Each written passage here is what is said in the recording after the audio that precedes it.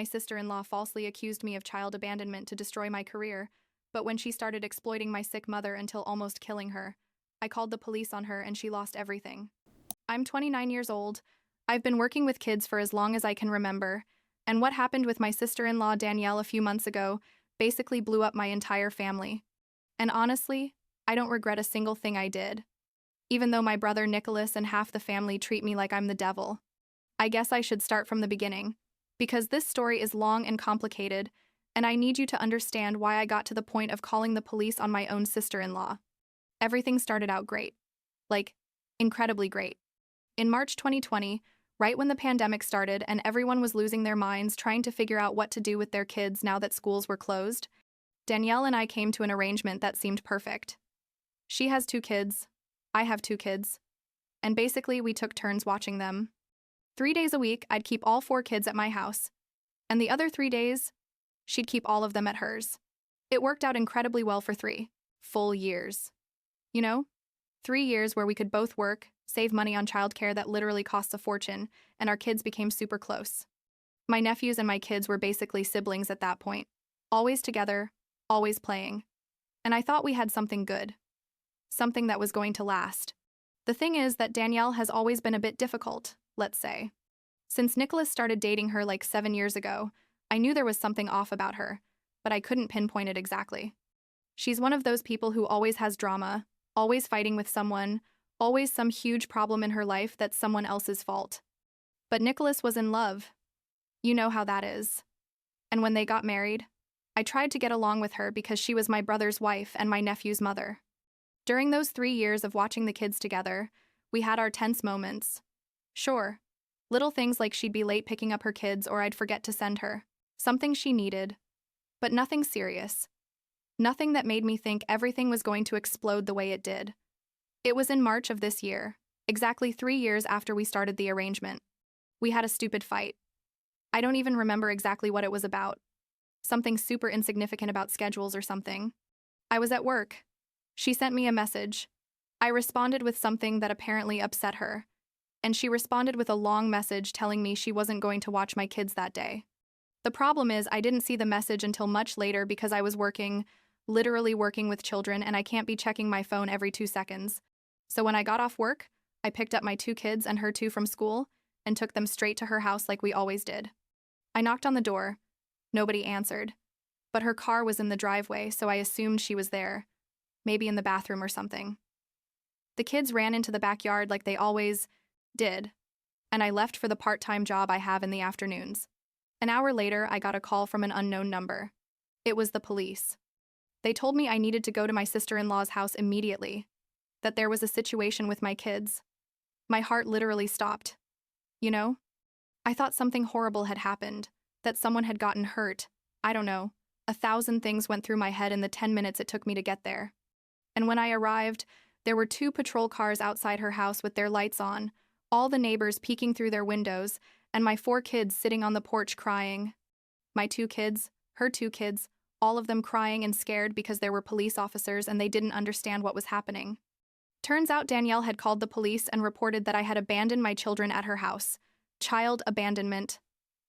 Those were the exact words she used. She accused me of leaving them there on purpose, knowing she wasn't there, knowing there was nobody to watch them, basically painting me as a negligent mother who abandons her children. When the officers explained to me why they were there, I couldn't believe it. I showed them the messages, explained our 3-year arrangement, told them I hadn't seen her last-minute message. They were very professional and basically determined it was a communication misunderstanding, nothing more, and left without filing any reports. But the damage was already done. You know what I mean? Because I work with children.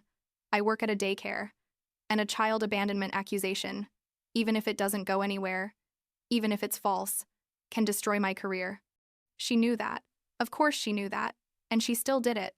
When the police left, she came out of the house like nothing happened, with a little smile on her face, and told me that maybe now I'd learn to respect her boundaries.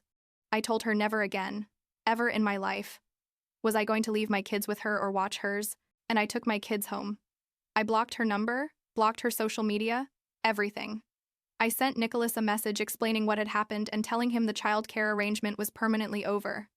I thought he would understand, that he'd see how completely irrational and unacceptable what his wife had done was. But no, not at all. He called me 2 days later, and instead of apologizing or acknowledging that Danielle had crossed 1,000 lines, he started blaming me. That if I had seen the message, that if I hadn't left the kids without confirming first, that now Danielle had to quit her job because she had nobody to watch her kids. And I told him, Nicholas, your wife called the police on me, tried to destroy my career, scared our children, and you're blaming me. He kept insisting I was being selfish, that Danielle worked too and needed help, that we were family and should support each other. I hung up on him and didn't talk to him again either. But here's where things get worse. Much worse. Since Danielle had supposedly quit her job because she didn't have childcare, she started taking her kids to my mom's house. 3 days a week, she'd drop them at my mom's house from 8 in the morning until 6 at night. And my mom, who is the kindest person and most unable to say no in the world, would take them because they're her grandchildren, and she didn't want the kids to suffer for the adults' problems. But my mom is 64 years old, has back problems, and watching 2 kids under 7 years old 3 full days a week is exhausting for anyone, but especially for her. A month into this arrangement, my mom went to the doctor for her regular checkup and they found her blood pressure was sky high, like dangerously high. The doctor asked if she'd had a lot of stress lately, and she had to admit yes, that she was watching her grandkids 3 days a week and it was too much for her physically. They told her she had to reduce the stress or she was going to end up with serious heart problems or a stroke. And when I found out, I went straight to talk to Danielle. I knocked on her door. She opened it with that attitude like always, as if she hadn't done anything wrong. And I told her that mom couldn't keep watching her kids, that the doctor had literally told her her health was at risk. And you know what she said to me? She literally told me it wasn't her problem, that mom was an adult who could make her own decisions, and that if mom really didn't want to watch the kids, she wouldn't.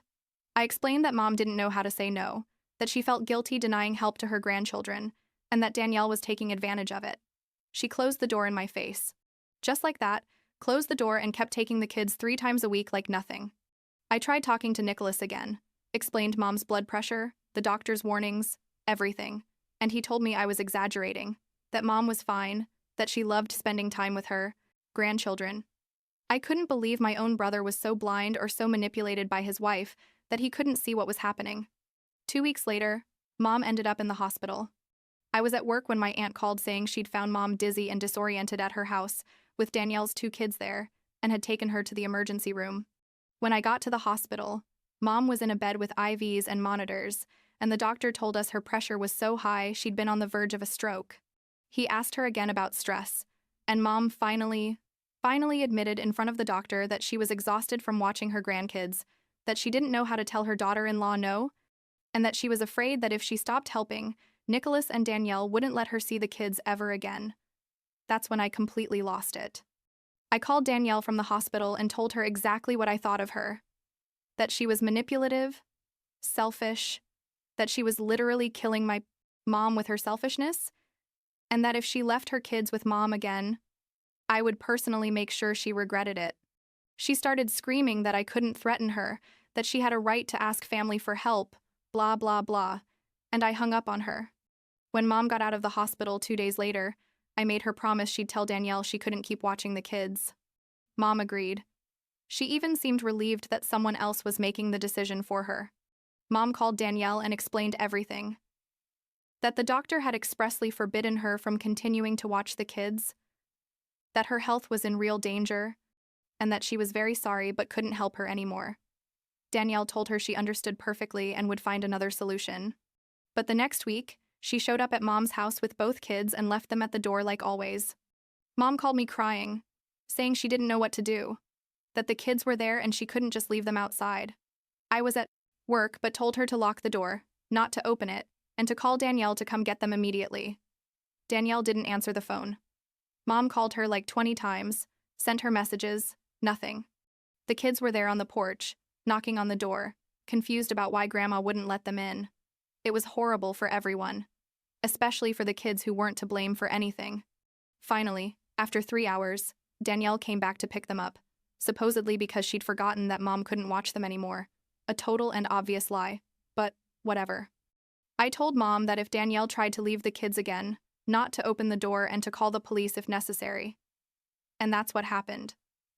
The next week, Danielle came back with the kids. Mom didn't open the door. Danielle left them there outside and drove off. Mom called me hysterical. I arrived in 15 minutes, and the kids were still there on the porch crying. I called the police myself and reported child abandonment. I used exactly the same words Danielle had used on me months before. When the officers arrived, they took a report, tried contacting Danielle multiple times, and finally located her at a beauty salon getting her nails done. Literally getting her nails done while her kids were abandoned at my mom's door. The cops were very clear with her when she finally came to pick up the kids. They told her she couldn't keep leaving her kids with someone who had explicitly told her she couldn't watch them, and that if it happened again, there would be real legal consequences. And after that, things completely exploded. Nicholas started staying at Mom's house several nights a week because, supposedly, he and Danielle wouldn't stop fighting. He blamed me for everything, said I had ruined his marriage, that because of me, Danielle was stressed, and that's why they fought so much. I told him his marriage was ruined because his wife was manipulative and didn't know how to take responsibility for her own children, but he didn't want to hear any of that. He kept defending her, saying she was doing the best she could, that being a mom was hard, every excuse in the world. Over the next 2 months, their situation completely fell apart. Nicholas stopped working as much because he had to watch the kids since Danielle supposedly couldn't find daycare or a babysitter they could afford. Their relationship was destroyed. They screamed at each other all the time. The kids started having problems at school because of all the drama at their house. And at some point in all that mess, Danielle started telling everyone in the family that I was the villain of the story, that I had called the police on her for revenge, that I had convinced Mom to cut contact with her own grandchildren, that basically I had purposely destroyed her life and her family. Some relatives believed her, especially those on Nicholas's side who didn't know the whole story. I started getting messages from aunts and cousins, telling me how could I be so cruel, that family should support each other, that the kids were the ones suffering because of my selfishness.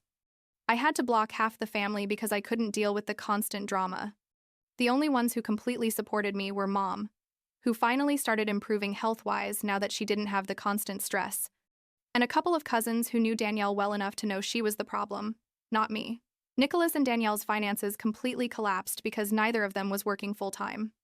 They started getting behind on rent, couldn't pay bills, and eventually lost their house. I mean, they didn't literally lose the house because they were renting, but they got evicted for not paying.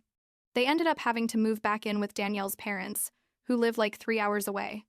They packed up all their stuff and left about 2 months ago, and honestly, it was a huge relief for me and Mom.